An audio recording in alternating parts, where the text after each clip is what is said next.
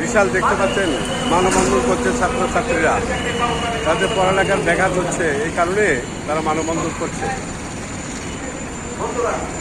আশা করি যারা স্কুলের এই সম্পর্কে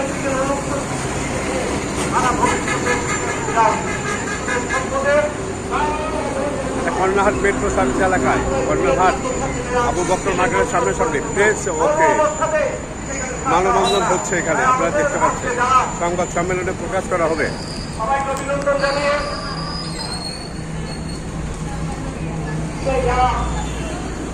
এখানে সামাজিক এবং রাজনৈতিক ব্যক্তিগত